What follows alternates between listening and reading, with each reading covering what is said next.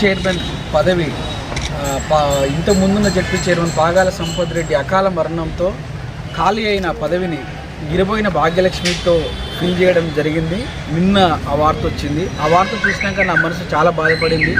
ఎందుకంటే స్వయంగా మా డాడీతో పాటు మండలంలో పలువురి హత్యలో పాల్గొన్న ఒక కుటుంబానికి చెందిన వ్యక్తికి మళ్ళీ అదే పదవి కట్టబెట్టడం కొద్దిగా అనుమానాలకు తావిస్తుంది.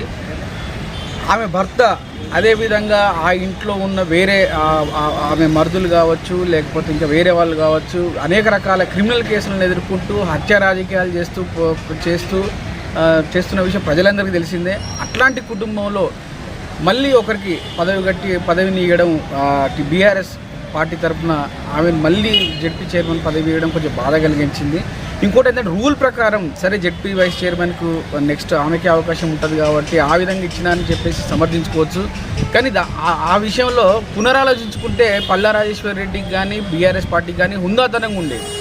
కానీ అట్లా చేయకుండా బీఆర్ఎస్లో ఇంకా వ్యక్తులే లేనట్టు, ఇంకా మంచి రాజకీయాలు ఇంకా చేయాలని కోరుకోవట్లేదు అన్నట్టు, అదే హత్య రాజకీయాలను ప్రోత్సహించే విధంగా అదే సైకోపాట్ల కుటుంబానికి మళ్ళీ జడ్పీ చైర్మన్ పదవి కట్టబెట్టడం అనేది ఖచ్చితంగా ఇది హత్య రాజకీయాలని ప్రోత్సహించే దిశగానే ఉన్నట్టు జరుగుతుంది.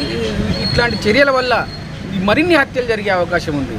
అయితే ఒకటి ఈ మొన్న జరిగిన అసెంబ్లీ కాన్స్టిట్యున్సీ ఎన్నికల్లో కూడా పల్లా రాజేశ్వర్ రెడ్డి విపరీతంగా డబ్బులు పంచి కొమ్మూరు ప్రతాప్ రెడ్డిని పల్లా రాజేశ్వర్ రెడ్డి రికార్డు చేసిన దొంగ ఓట్లతో కొమ్మూరు ప్రతాప్ రెడ్డిని ఓడించడం జరిగింది.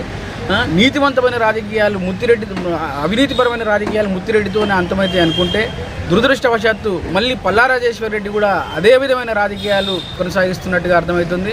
దయచేసి ఇట్టి హత్య రాజకీయాలని ఇట్టి అవినీతి రాజకీయాలని పల్లా రాజేశ్వర్ రెడ్డి మానుకోవాలి. అదేవిధంగా బీఆర్ఎస్లో మీరెవరన్నా ఉంటే మంచి నాయకులు ప్రోత్సహించుకోండి, అంతేగాని నాయకులే లేనట్టు హంతకుల కుటుంబ సభ్యుల్ని లేకపోతే సైకోపాత్లను ప్రోత్సహించి మరి బచ్చన్నపేట మండలాన్ని ఏం చేయాలనుకుంటున్నారో కూడా పల్లా రాజేశ్వర్ రెడ్డి బహిర్గతం చేయాల్సిన అవసరం ఉంది. ఈ విధంగా పల్లా రాజేశ్వర్ రెడ్డి తన చర్యలు మానుకోకపోతే భవిష్యత్తులో మండలంలో మరిన్ని హత్యలు జరిగే అవకాశం ఉంది, మరిన్ని ఘోరమైన అవినీతి పనులు జరిగే అవకాశం ఉంది. కాబట్టి ఇటు చర్యలను ఖండిస్తున్నాను. ఒక బాధితునిగా నల్ల రామకృష్ణ రిటైర్ ఎంపీడీఓ కొడుకుగా ఒక బాధితునిగా ఆవేదన చెందుతూ నేను ఇప్పుడు ప్రెస్ స్టేట్మెంట్ ఇస్తున్నాను. దయచేసి ఇట్లాంటి సంఘటనలు మళ్ళీ జరగకుండా పల్లా రాజేశ్వర్ రెడ్డి దృష్టిలో పెట్టుకోవాలి. ఈ హత్య రాజకీయాలకి అంతం పలకాలి.